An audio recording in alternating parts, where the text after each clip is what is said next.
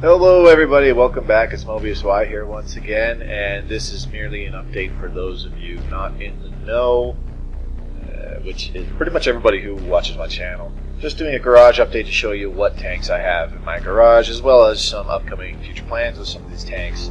Keep in mind that this garage is subject to change within a couple days here, I'm pretty sure. So I'm just going to go down from left to right off of training down to my very last tank. Here's a T2 light tank. I've had this for a long time. That's why it has 5 skills, working on the 6th. One of my first premium tanks. It's very cheap. It's very fun. I definitely recommend people pick this one up if you just want a fun Tier 2 light tank that isn't the T1E6X or the T7 combat car. It's a fun little tank. It's really fun to go all Danger Warrior with this thing. This was the original Danger Warriors tank. And I will be using the crew in this tank for my T110E5 grind, so once I get the T1 Heavy, this crew will be getting moved into the T1 Heavy. So right after that, T1E6X, we pretty much all know what this is if we grabbed it. Good little Tier 2 premium. I don't really play it that much. I tried it out a few times, figured, it's okay. More health and a little bit more armor than the T2 Light. But not quite as maneuverable, and the gun is about on par with it, so neat little tank. T7 combat car. This was a thank you for 1 year anniversary of World of Tanks Xbox 360, if I remember right. Given out for a week for free with a garage slot. I have yet to play this tank. Tier 2 was dominated by these things when this thing came out, and I have yet to play it, so I have nothing more to say on that. One of my old favorites, M24 Chaffee. This was one of my first scout tanks after the Leopard. As you can see, it's quite well. The crew is quite well skilled. I've had this for a long time. Have this crew for a long time, and it's one of my more favorite light tanks. I will get some more gameplay eventually. I only have 1 or 2 videos of this right now, but my focus and my love is medium tanks right now. So another premium tank. Bought this with a Founders Pack, the T23, hence the little gold star emblem on the side instead of just a generic American emblem. This was only offered twice. And with its recent buff, where it's about as mobile as an M46 Patton, seeing as it kind of has an M46 Patton's hull, it's a much more fun tank to play. If you want a really funny video to go see how effective a group of these things is, go watch my the Great T23 Massacre little video there. It's several games where 5 to 7 of us play in certain platoon battles, and we just evaporate the other team with our combined DPM. It's absolutely ridiculous. This is a much more fun tank now with its mobility buffs. So if it comes available again, I recommend getting it. And here's one that I kind of regret buying. I've been asked a couple times about it, and I do intend to do a review on it. I just hate playing the thing, so I've been procrastinating a lot. This is the T26E4 Super Pershing. It's a Tier 8 medium tank, premium tank. Good silver maker if you have good games. I personally just hate the damn thing. So I'll get around to doing a full-on review of it sometime in early April here, in the first 2 weeks or so. I'll stop procrastinating, I promise, and I'll get around to it. This crew is currently in my M46 Patton, and my T23's first crew is in my M48 Patton. So I was really lucky to have crews ready for those tanks. Speaking of the M46 Patton, that's the next tank here. It's got the crew that was in my Super Pershing at first, and that's what's in the M46 now. So, yeah, I've had several gameplay vids of this tank. I really like it a lot. It's a heck of a Tier 9 medium, and you really got to play it like a medium, too. A couple vids up of this one. I like this tank a lot. There will be more gameplay vids in the future, and I will be keeping this in my garage for a nice Tier 9. And, of course, after that, M48A1 Patton. Really good tank, good medium tank. Definitely something that you can't go wrong adding in the garage. It's a really good all-round tank. The only bad thing about this tank, in terms of hard statistics, is its own camo rating. This tank is huge. It's bigger than the T110E5 Tier 10 American Heavy tank. Everything else about it, it's good at. Good aim time, good mobility, good accuracy, good pen, good view range, you name it. Nice addition to the garage there. Next up, we have this artillery. I have a couple gameplay vids of it. I just don't play it that much because I feel so dirty in the damn thing. This is probably I consider this pretty much the only overpowered artillery in the garage in the game right now. The FE304 Bert the Avenger is fairly close, but not quite as overpowered as this damn thing. That's why you won't really see me playing it all too often, because I feel bad when I do it. So moving on now into the British tanks. First up, we got the Tier 6 Cromwell. Keeper tank, a must-have for anybody's garage if you have some extra garage slots. Tier 6 medium tank, and it's just so fun to play. It's so fast with such shit armor but a decent gun, and it's really fun to play. This is another good Danger Warriors tank before you get into the high tiers. After the Cromwell, we've got the Comet, one of my favorite tanks in the game. Good Tier 7 medium. I strongly recommend going for this tank as well. This thing is a good transition tank between the speedy Cromwell and the slow-ass, good protective gun mantlet Centurions. Really good transition tank as you go down the British medium line. Now, Centurion Mark 7-1. I don't like this. I'm going to be selling this really shortly and moving this crew into the FV304, Bert the Avenger Artillery, because I will be getting a different Tier 9 medium tank, the Russian T-34, and frankly, I just don't like this thing.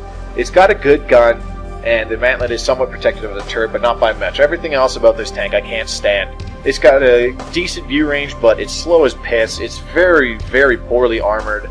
The only real selling point about both the Centurions for me was how good the guns are. The 17 and 20 pounders have incredibly good gun handling, and you of course can mount the 105mm L7A1 Royal Ordnance gun on the Centurion Mark 7-1, which is essentially a Tier 10 medium tank gun. So you get good guns on this tank. I just don't like the tank, so I'm going to get rid of it once and for all. I'm sick of playing the damn thing. And lastly, FV4202, British Tier 10 medium tank. Definitely a keeper for the garage. I find this a huge improvement over the Centurions. A lot of people will disagree, but if you ask me, hull armor when you're slow as piss for a medium tank like the Centurions and the FV4202 is way more important than, you know, good gun depression and a bouncy mantlet. The hull armor on this thing is pretty much second only to the E50M, and yeah, apart from that, I mean, you can use your gun depression really well to protect the top of your turret. Great tank, I love it a lot. Tom 2, no crew right now because it's in my Bert, not a very well trained one. I don't play this very much. It's a fun tank to have in the garage just for lulz, and that's about it. Other than that, it's slow as piss, no armor, but with a really good gun. Just a DPM dumper, fun to platoon with. FA215B, this was my first Tier 10, and I do like it. I should play it more, but I'm too invested in medium tanks right now. This thing can't do what medium tanks can do, but it's pretty freaking close. The gun handling on this thing is second to none. The L1A1 gun is the best gun handling gun in the damn game. I am telling you that right now. Definitely worth grinding. This and the Conqueror are two very tricky heavy tanks to play successfully, but if you can get it down pat, this is a very good tank to have in your garage. And of course afterwards we've got the Death Star, the FV215B183. I'm not a huge fan of this tank. It's too RNG reliant if you ask me.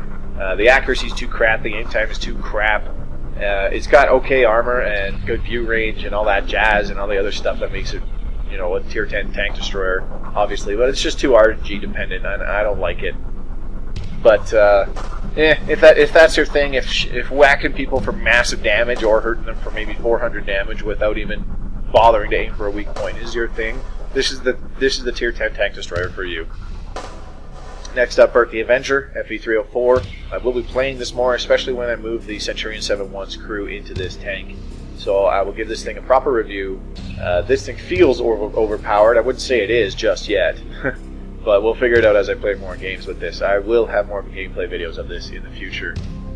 Moving on to the German tanks, this is my Lul Tractor, my Super Lul Tractor. The reason why I have such a good crew on this is this was my second Panzer 5-4 crew. Something buggered up and I can't put the crew in another tank, and the crew just doesn't work properly.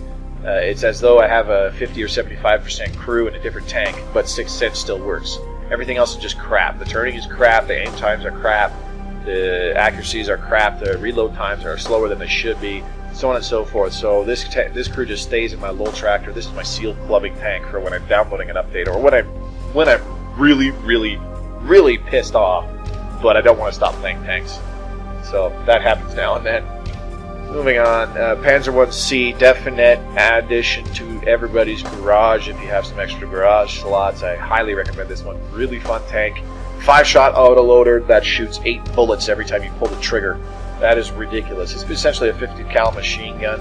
Really fun tank. This was the latest addition to the Danger Warriors repertoire of tanks available in the game. Next up, one of my old loves, the VK-16 Leopard. Really good scout. This thing is a ninja in bushes with a camo net, brothers in arms, and a camouflage skill.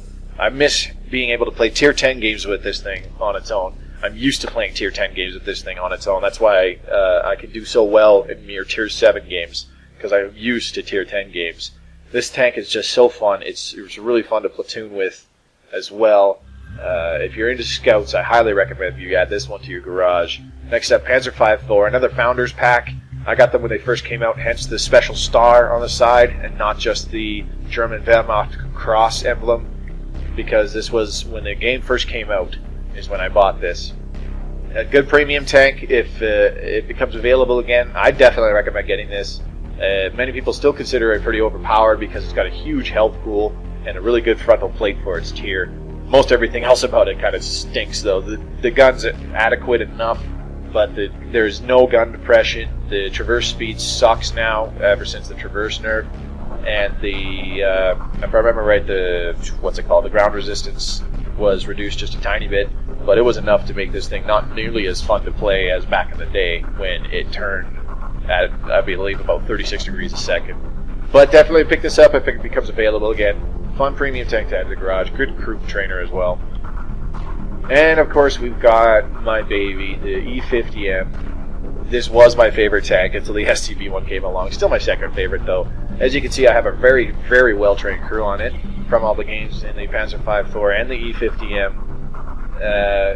I definitely just recommend this to anybody's garage. If you're into heavy tanks or if you're into medium tanks, you can definitely put this tank on like a glove and use it really well. The mediocre gun depression can hinder some people, but if you know what you're doing and you're very familiar with this tank, you can just really make it sing and be a major threat in any game with this tank. Next up, another German Tier 10 Leopard 1. Really good tank. This is the perfectionist's tank for a Tier 10 medium, if you ask me. Really good tank, great mobility, great accurate gun, good view range, great camo rating. It doubles up as a scout in the early parts of the game really easily, and this is just a really good tank to go for. As the line of all these medium tanks, they're all pretty dang good medium tanks down the line to the Leopard 1. Very enjoyable, fairly painless grind. And of course we got the Waffle. I rarely play this because Tank Destroyer, when I do these days, you can see I have the 15cm gun attached and I only shoot high explosive. That's the only way I can have fun in this thing anymore. I free XP'd to it when it first came out, and me and an old buddy of mine, Brombo, would just ruin people's days. The day this thing came out, shooting them and just clipping them out for all their HP. Nobody knew where to shoot this thing. I mean, it has its pros, it has its cons. If you ask me, I still say it's overpowered, and I look forward to when this thing gets replaced. I kind of hope we get like the Waffle Panther or something, which is essentially a Panther with a Borsig turret, pretty much at either a 12-8 or a 15cm cannon. So that sounds way more fun than this thing does, if you ask me. French tanks, ELC AMX, add it to anybody's garage, especially if you like scouts. Another Danger Warriors tank, really good ninja 90mm gun at tier 5 with like 160mm of penetration or something retarded like that. Really good tank, really good scout. I definitely recommend everybody get this scout added to their garage, even if you don't want the Batchat. Next up, of course, is the Batchat. I'm starting to appreciate this tank more. I'm getting a lot better in it now than even when I did the first couple Batchat videos way back in the day, covering the scout tanks leading up to it, as well as the Batchat itself. So I'll be doing an actual Batchat review, as well as some more Batchat gameplay in the near future here, sometime probably mid-April again, mid-late April, somewhere around there. And now onto the Russian tanks, T-127. This was the the bonus tank for getting the Panzer V Thor and the T-23 when the game first came out with the Founders packs. If it's still available, I don't remember off the top of my head if it is or not. It doesn't matter. This is a decent crew trainer, good frontal plate for its tier, and a decent gun with okay aim time, but it shoots really fast. So you can really troll people with a platoon of these, because the mantlet and the front plate are actually pretty bouncy for its tier. So if you end up top tier, you can reflect a lot of shots and just dump some damage on some poor SOBs. Next up, M225. It's classified as a light tank, but it's so freaking huge. I mean, the T-44 is smaller than this thing, but it looks like a tank made by Power Wheels. I mean, look at those sprocket wheels and stuff. This is a tank that was made by Power Wheels. I swear to God. It's just fun because even without the top engine, you get the douche gun, which is a 2-shot autoloader that fires 3 rounds every time you pull the trigger, and it reloads in about 6 or 8 seconds. Really fun tank, and it really pisses people off too. Of course, next up we've got the T-44 Tier 8 medium tank. I've been playing this one quite a lot lately. I like having this one in my garage as a Tier 8 tank that isn't a premium to play with my buddies when they're grinding and they're on a Tier 8 tank grinding a line.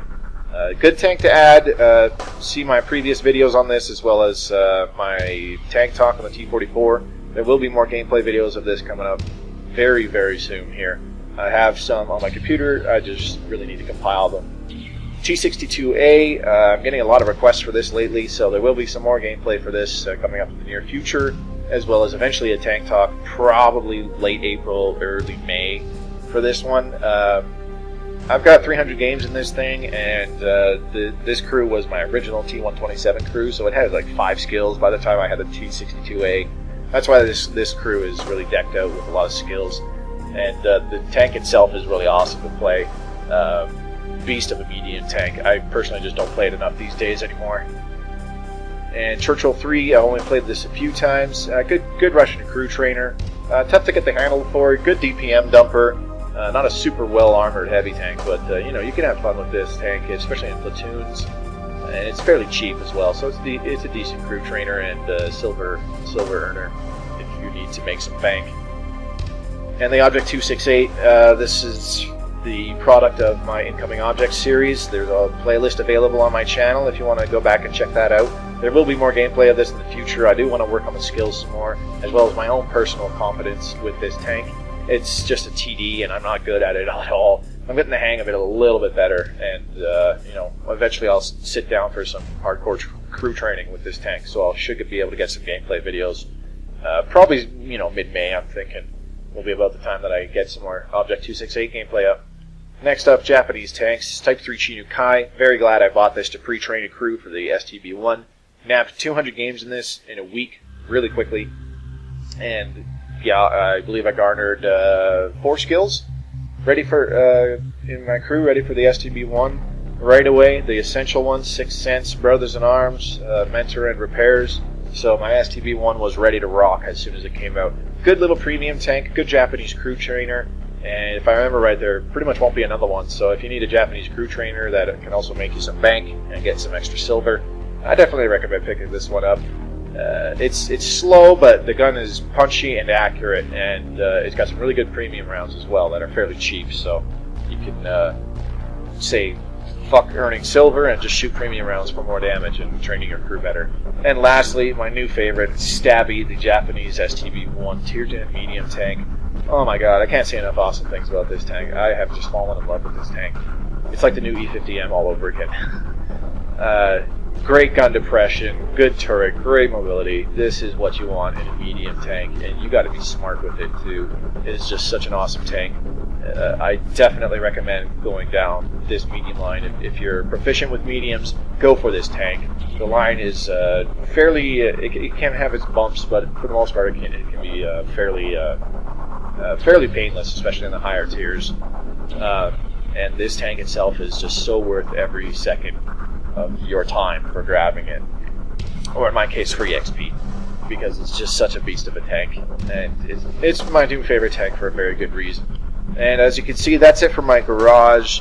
I felt I should update everybody on what's going on with this. Like I said, there will be changes. I failed to mention earlier there, I will be getting the T-54, which is the Tier 9 Russian medium tank. It will be sitting right between this T-44 and the T-62A.